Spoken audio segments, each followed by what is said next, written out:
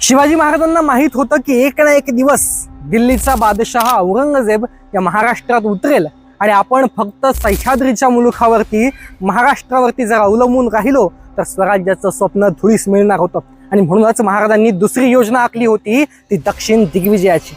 हा दक्षिण दिग्विजयाचा मुलुख महाराजांनी पादाक्रांत केला आणि हा जिंजीचा किल्ला महाराजांनी त्यावेळी जिंकला।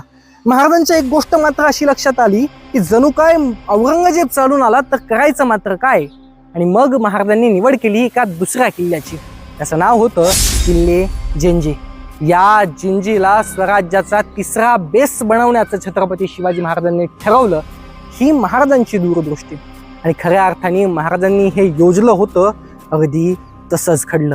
शिवाजी महाराजांचा मृत्यू झाला आणि औरंगजेब महाराष्ट्रावरती चाल करून आला। छत्रपती संभाजी महाराजांची हत्या 11 मार्च 1689 करण्यात आली आणि शिवाजी महाराजांनी आखलेला जो डावपेच होता अगदी तसंच घडलं। ती बातमी येसुबाई साहेबांना, तो डावपेच, ते राजकारण येसुबाई साहेबांना माहीत होतं की शिवाजी महाराजांनी असं ठरवलंय। त्याचप्रमाणे येसुबाई साहेबांनी राजाराम महाराजांना सांगितलं की आपण जिंजीस जाणे आणि जिंजीवरून स्वराज्याचा राज्यकारभार करणे। मित्रांनो, ही खऱ्या अर्थानं छत्रपती शिवाजी महाराजांची दूरदृष्टी।